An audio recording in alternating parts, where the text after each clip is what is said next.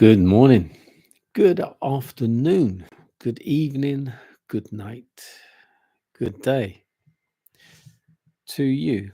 That's depending where you are in the world. I'm live here in London. It is 8:30 p.m. on a Tuesday evening. We're doing our nighttime devotion from the devotional called To Be Like Jesus. The title today, By Grace You Can Reach Christ's Ideal. Isaiah 30 verse 15 says, For thus says the Lord God, the Holy One of Israel, in returning and rest you shall be saved. In quietness and confidence shall be your strength. The Lord will recognize every effort you make to reach his ideal for you. When you make a failure, when you are betrayed into sin, do not feel that you cannot pray, that you are not worthy to come before the Lord. My little children, these things write I unto you, that ye sin not. And if any man sin, we have an advocate with the Father, yes, the Christ, the righteous. With outstretched arms, he waits to welcome the prodigal. Go to him, tell him about your mistakes and your failures. Ask him to strengthen you to fresh endeavor. He will never disappoint you, never abuse your confidence. Trial will come to you. Thus, the Lord polishes the roughness from your character. Do not murmur. You make the trial harder by repining. Honor God by cheerful submission. Patiently endure the pressure. Even though a wrong is done you, keep the love of God in your heart.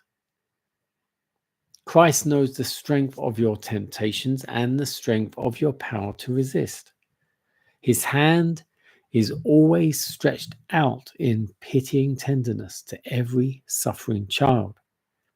To the tempted, the discouraged one, he says, Child for whom I suffered and died, cannot you trust me? As thy days, so shall thy strength be. Words cannot describe the peace and joy possessed by those who take God at his word. Trials do not disturb them. Slights do not vex them. Self is crucified. Day by day, their duties may become more taxing, their temptations stronger, their trials more severe. But they do not falter, for they receive their strength equal to their need.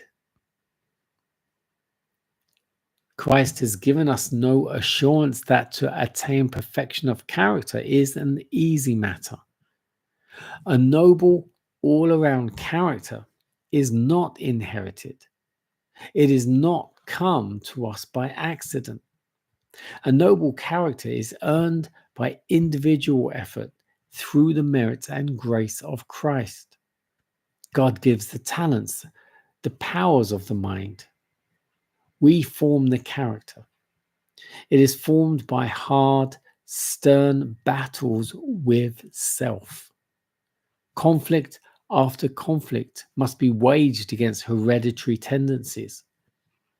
We shall have to criticize ourselves closely, allow not one unfavorable trait to remain uncorrected. Let no one say, I cannot remedy my defects of character. If you come to this decision, you will certainly fail of obtaining everlasting life.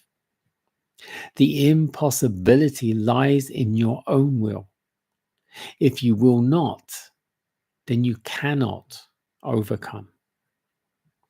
The real difficulty arises from the corruption of an unsanctified heart. and an unwillingness to submit to the control of God our Father.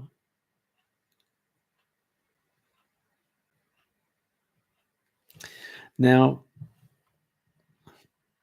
by grace, you can reach Christ's ideal. Sounds good. But then we need to know, what is Christ's ideal? And this is where you need to look at the fruits of the Spirit. Look at how he was when he was on the earth. And the only way you can know that is by reading the Bible. And it's not just the New Testament when he was on the earth, but you have to read the Old Testament as well, which led up to that time.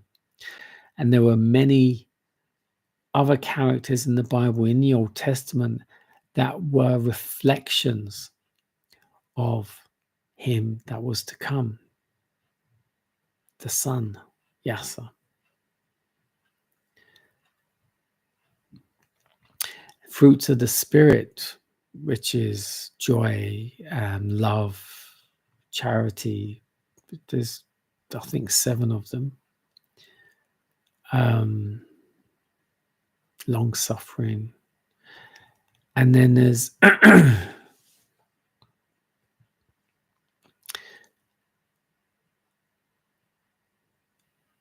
10 Commandments. To not steal, to not lie, to love the Lord thy God with all your heart and all your mind and all your soul, to love thy neighbor as thyself, to keep the Sabbath, to not murder. Now, murder doesn't mean to actually physically kill someone as well. You can murder people with your tongue, by words.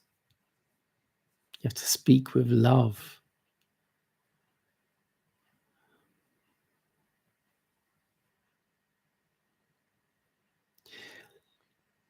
And then I love the bit where it says right at the end. Well, in the beginning, in the middle, Christ knows the strength of your temptations and the strength of your power to resist. You have the strength within you to resist temptation. But you could probably only realize that strength through Christ, through the Christ. His hand is always stretched out in pitying tenderness to every suffering child, to every one of us, to the tempted, to the discouraged. He will say to you, child, for whom I suffered and died. He did that for you and for me. We are required to trust him. Every single one of us is born